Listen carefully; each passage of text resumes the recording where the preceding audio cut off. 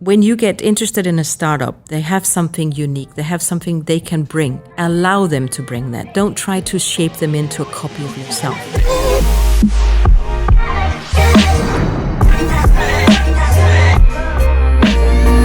Welcome.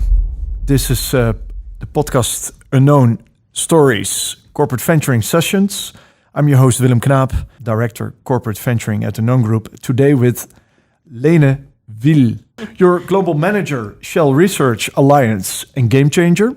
You're a board member of Norske Shell and a fellow of Chemistry Europe. And I see a lot of activity from out of Shell. Most recent is the Shell New Energy Challenge. How did it go?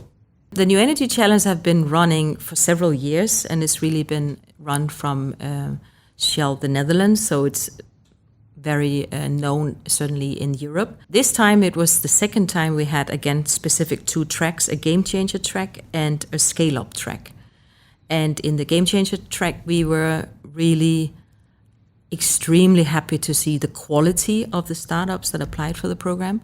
But also when we had the final, that in the final itself, we had 4 of the 5 were actually coming from the university partners we also work with. So that was actually for us and a confirmation of how entrepreneurial supporting our universities are becoming in Europe.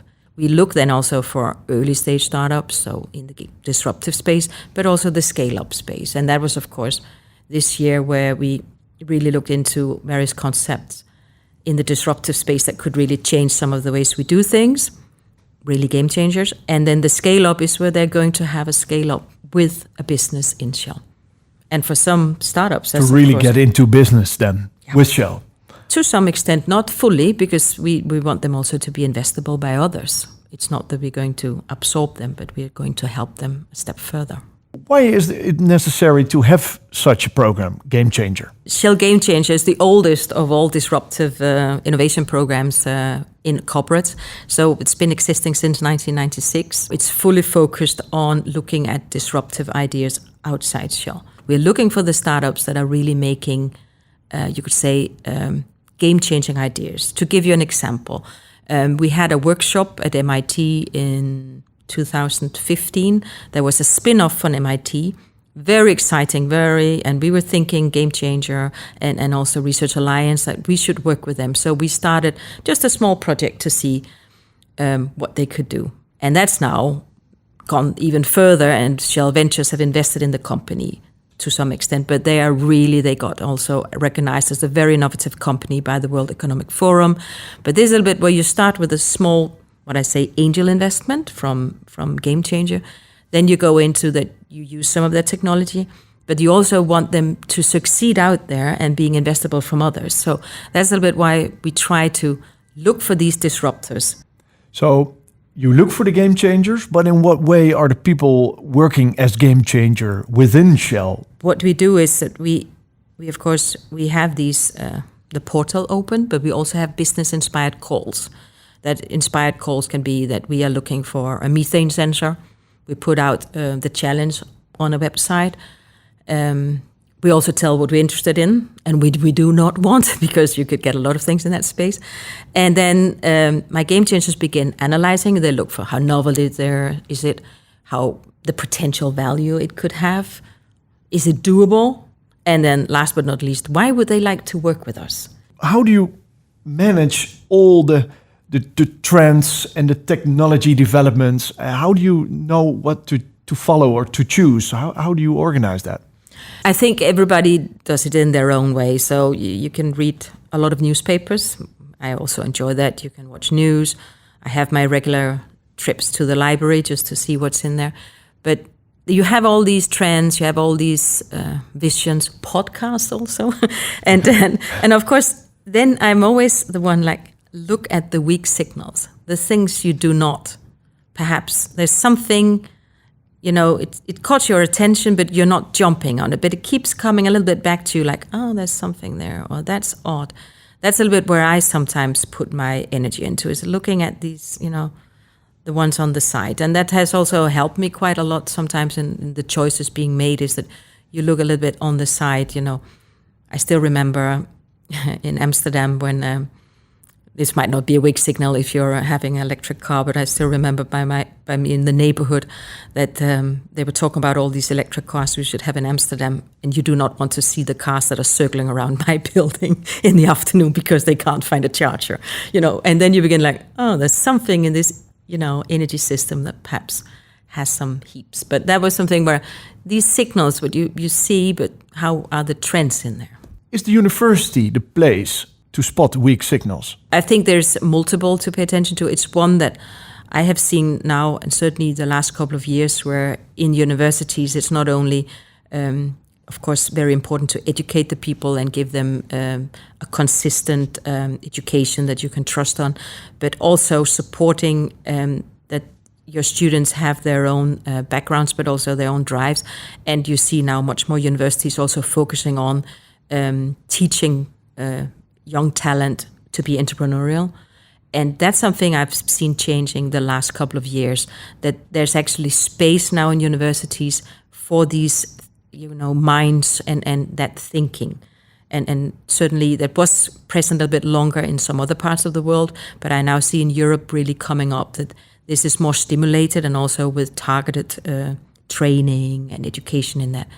And I think that will be beneficial for a lot of new activities coming, that universities have these tracks also supporting the entrepreneurials, even sometimes giving them the IP with them if they can go and make something out of it. And that's, of course, something that's really, valuable. When you get interested in a startup, they have something unique. They have something they can bring. Allow them to bring that. Don't try to shape them into a copy of yourself, because I don't say they won't succeed. I just really think that you should value them for why you got interested in them. And you should look for that weak signal where you begin teaching them like they have to become you. I believe so too. What's the biggest challenge for you at this moment? What I find is a big challenge is that the innovation funnel is quite long. And when you are, what we're doing, investing in the disruptive space, very early stage, there's still quite some stages before you are close to a commercial product. And that also means that if you begin at the early stage to really evaluate it like it has to become a commercial success, then you might miss the golden nuggets, because at that stage the probability of success is so low, because you're only, in our stage, proving the principle. And that means that I find that a very big challenge is how can you actually get this game changer up and running without having to prove that there's a whole commercial plan towards a business. Too early. Too early. That's a good one. So before we entered the podcast, we had a quick chat, and you gave some, then in this case, learning opportunities that you reached out, like what we've learned at Shell, for example, is the way we think about how to invest, or how we think about ownership, for example, and in relation to the startups and scale-ups that we work with. Can you share some of the learning points of Shell from the last years? So during the last years, and also a little bit making a difference where you are in the innovation funnel, so about what I was just saying, so early, and also angel investment. That is where you're actually really trying with a small investment to give feedback to the company, but also to allow the technology to come in there. And that's where we've also a little bit gone back to, it's non-diluted funding. It's their IP. It's quite simple contracting, because we just want the technology to succeed. That's a little bit the space that we deliberately have. If it then moves further down the funnel, it can be that it becomes really interesting for Shell Ventures.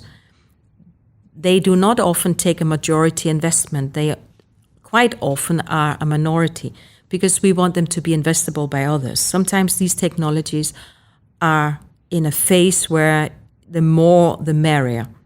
Can you explain it? Because it feels maybe logical on the one side, and the other side a bit unnatural to say like, no, it's okay if it's strategic for us, that it should be investable by others. Why? How does that work? And why does it work for you? So far, we've seen it as quite positive, also in the openness in the communities where we come, and also for the startups we work with, because they don't feel like we are trying to own them or that we are trying to direct them. We, of course, are often asked to help or to mentor. We are trying to support them to succeed, and so we not want them love to you, succeed. buy you, kill you in that sense. Certainly not. No, certainly not. No, that's. Put it boldly, yeah. I was once asked, actually, one of the startups. They said, "Aren't you afraid that Shell would dominate you?"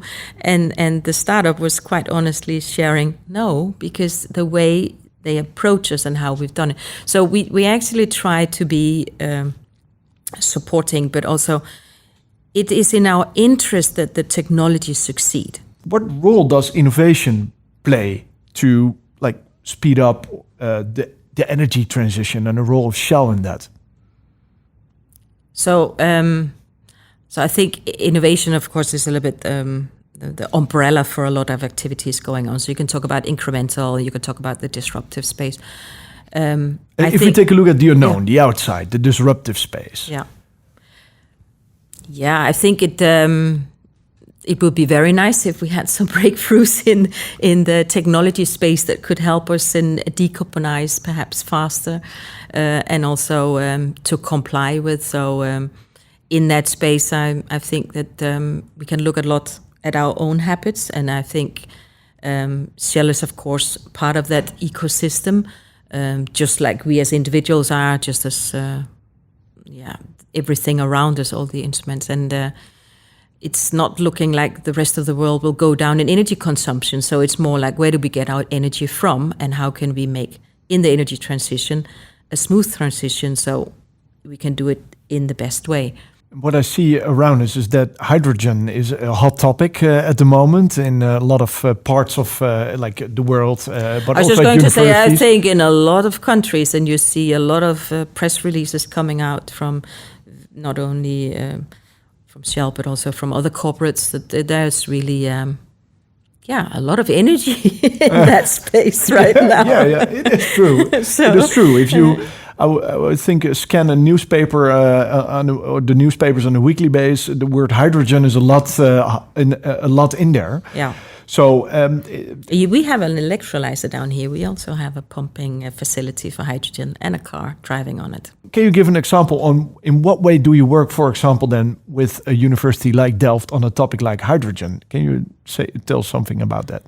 So I think it's perhaps too specific to say to Delft. We work with more than 40 universities all over the world, and our programs are in various parts. So we do parts, of course, on hydrogen, but also on biofuels and on nature-based solutions. And depending on that, we have programs running then at TU Delft or MIT or Stanford or Wageningen or Imperial College or Cambridge. So it's quite distributed, because when we look at the areas we're working on and also where are you in technology readiness level, then there are certain university groups that are the logic choice to work with, and also trusted partners of ours. We work with them for many years.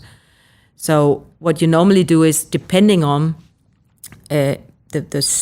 what you want to study, you identify how the program should look like with that university. It sounds like a hard space for new ventures like startup scale-ups to become active in that. Or is it for you, for example, could it be a good space for startup scale-ups to develop propositions on hydrogen and then work maybe with Shell in a GameChanger program or the scale-up program? So I think that... Or is it too big? That's what I'm trying to ask as a topic. So I think you need to be a little bit... Hydrogen is kind of a magic word for a lot of things you could look at. So we, of course, have had a GameChanger challenge in China on hydrogen, but that was actually on low-cost fueling options, So you could choose various aspects of it and then picking out of that.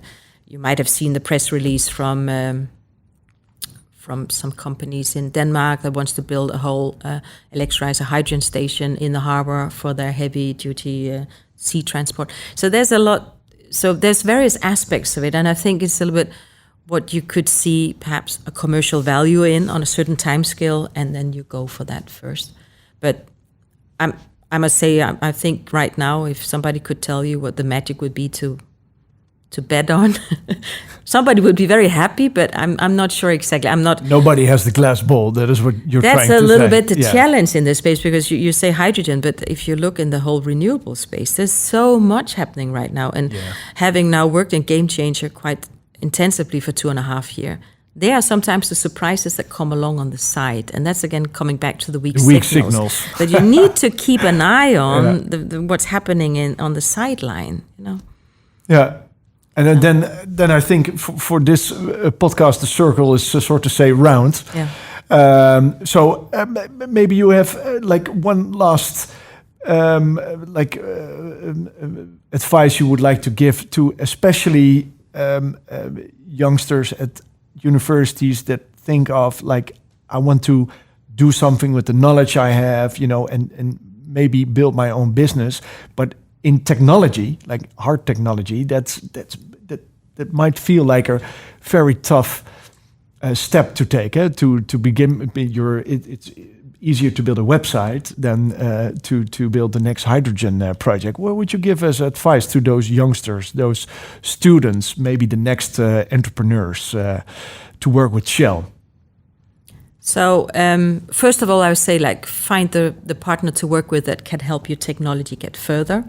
Could be Shell, but could also be others. What I've seen really being quite good for a lot of startups is to surround themselves with an advisory board on a distance. But the advisory board should have some knowledgeable people, but also people with strong networks. So they get help, but also from people that want the best for the technology. I've seen that as something.